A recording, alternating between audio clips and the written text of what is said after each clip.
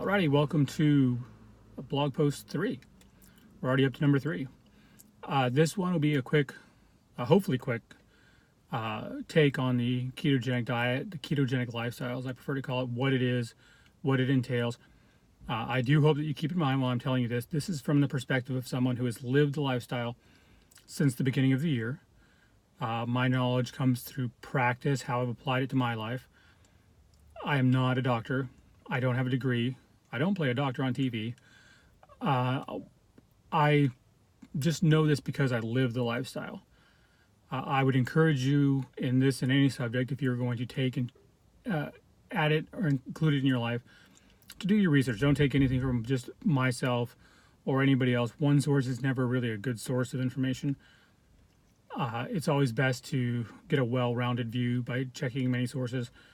Having said all that, and the usual, before you start this, consult with your doctor, because I'm not a medical professional, and therefore I don't know any specifics about you, which would let me know that there might be a problem here or there with some of the advice I'm giving.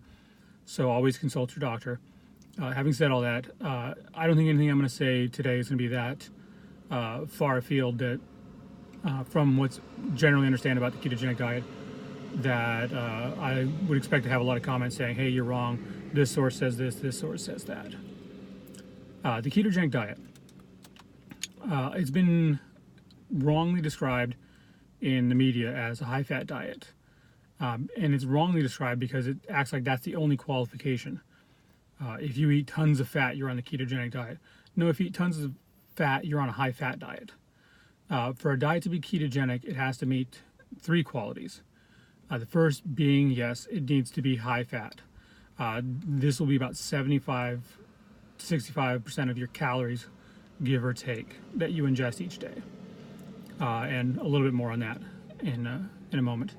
Then you look at proteins. It distinguishes itself from the Atkins diet in that in the Atkins diet, proteins aren't regulated. In the keto diet, they are. Protein should never be more than 25% of your calories for the day. And then the last thing, and the lowest amount of anything you should be taking in are carbohydrates. Your carbohydrates should be about 5 to 10% of your intake. And that's what makes it truly ketogenic. You're getting rid of the glucose in your body. And that's what switches your body over to using ketones as its majority fuel source. I say 5 to 10%, but the better rule to go by when it comes to carbohydrates is remembering your carbs should never exceed 50 grams total. And even with the 50 grams total, you should be aiming for under 20 grams net carbs. Now, there's a little bit of discussion on that. Some people think it's 50 net grams of carbs. I've tried to keep it under 50 grams total, under 20 net grams, because I figure that's the higher bar to reach. And if you do that, you're definitely within the other. Whereas if you do the other, where you do 50 net grams total, but it should be 20 net grams, well, you're not doing it. So I went for the more stricter interpretation. By all means, play around. If you can do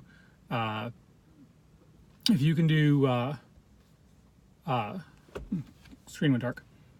If you can do 50 grams net carbs and still be in ketosis, you should do that. Because why limit yourself if you don't have to? Having said that, though, there's really no down low amount of carbs. Your body doesn't actually need carbs to survive.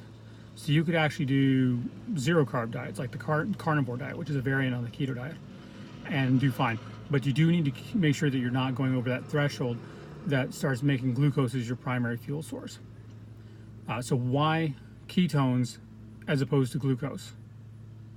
That's because if you, using the car analogy, if you had 2 cars that are exactly the same, one of which is a glucose tank and one of which has a ketone tank, and the glucose tank will get you about 2,000 miles on a tank, but the ketone tank will get you to 30 to 35,000 miles. But everything else is the same. Obviously, you would buy the ketone tank car. It's a no-brainer. And that's how your body works. Your body has about 2,000 stored calories of glucose on it at any given time, whereas your ketones, you can, even in a person with a lean body fat percentage, like a 10 or 15% body fat percentage, could have 30 to 35,000 calories. And then someone who's like overweight like myself still, will have even more than that. So you're powering yourself with a bigger fuel tank. That's the reason why you want to use the ketogenic diet.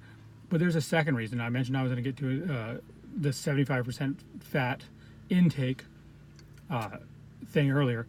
The other thing is this: is your body doesn't care where that fat is coming from in terms of the calories it's getting from fat. It's just as happy to use the fat that's on you already as it is the fat that's in you. So if you were already in good shape and you just want to lead a ketogenic lifestyle because you want the health benefits of more energy throughout the day, less brain fog, better brain performance. If you want to live the ketogenic lifestyle for those benefits, you would make sure that you get that 75% from calorie intake. But if you're like me and you want to lose fat, you just figure out what that 75% would be and you subtract a certain amount from it and you let that come from your body. I don't, when I first started, I did chart my food intake religiously. I don't do that as much anymore, at all anymore. The reason being is I've gotten used to what I need to eat and what I don't need to eat. So I know when I'm feeling like I'm in or out of ketosis. And so what I do is I just keep the protein moderate, the carbs really, really low.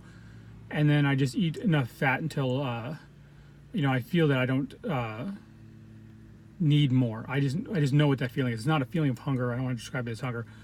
I get enough in where I know I'm good. And then my body just takes the rest from itself. And that's why I've been able to lose 80 pounds since the beginning of the year.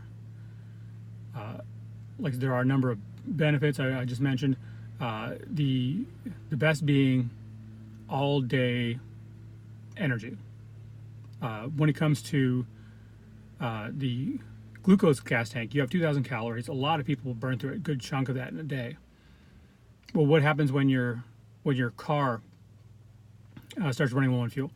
It starts trying to get your attention. It tells you, hey, I need fuel. Hey, I need fuel. Beep, beep, beep. It gives you that little warning, that little flashing light on the dash. Your body does a similar thing. But your body does one step extra that your car doesn't do. And that is, well, we've only got so much fuel in the system and we don't want to run out of fuel. So it slows your body down. That's why you feel sluggish by midday or going into the early afternoon. Because your body is like trying to conserve energy because it's like, well, we've only got so much of it on board. The ketone diet, when you have 30 to 35,000 miles, you don't have to worry about that as much. You're not going to go, even if you're out of shape and burning a lot of calories, doing a lot of activity, you're not going to come anywhere close to that amount. So you have energy all day. There's never a point where you don't have energy. And because you don't need that energy, you also lose one other really important thing, that's cravings.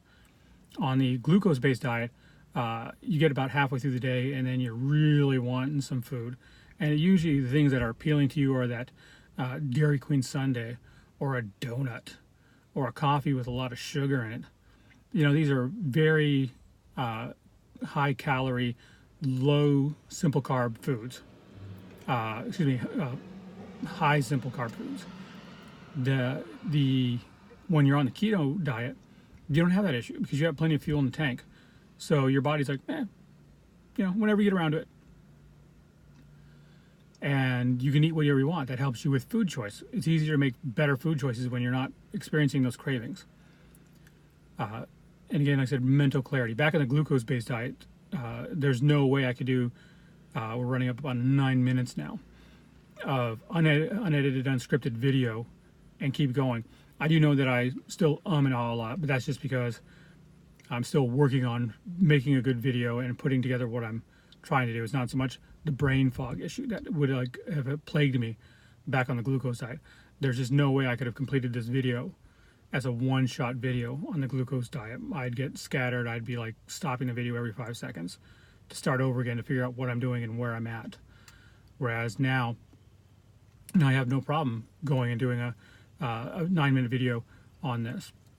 So those are some of the other benefits. When you do start the diet, it'll take you a couple of weeks to adapt, maybe even a month. It's called keto adaptation, during which you will go through what is called the keto flu. It's aptly named because you feel like you're on the flu. I sped things up by taking a week off from work and then fasting for a couple of days to transition quicker. But even I experienced the keto flu doing that. It just came and went quicker.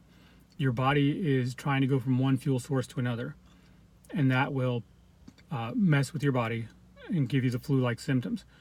However, once you get past that, once you become keto adapted, that's when you start experiencing the benefits I'm talking about: the no brain fog, the energy all day, the lack of cravings. You become keto adapted. You then just perform better on a regular basis. And if, like I said, if you're using that 75% fat correctly, where if you're in shape and just wanting to feel better, meeting your calorie goal, you'll feel better. If you are overweight and you're subtracting from that 75% to use part of it as your body, you'll start losing weight quickly. Like I said, 80 pounds since the beginning of the year. So that's kind of the ketogenic diet in a very brief nutshell. Over the next couple of videos, I'll explain different things in slightly more detail. I just wanted to give an overall kind of primer on it. If you have any questions about what I've said, feel free to leave them below in the comments. If you would like clarification on any point, let me know. Or if you just have a disagreement with something I said, let me know. Again, I improve by your feedback. No feedback, I can't improve. I don't know what's I'm not giving you that you want. It also just is nice to know that I'm giving you what you want. If you want to put a high five in there, or a thank you, a like, or a subscribe, that'd be great as well. But hopefully this was somewhat beneficial. If you think I was too brief, let me know. If there's any points you want to know more about, let me know. But that'll wrap it up for this week, and I will see you next week.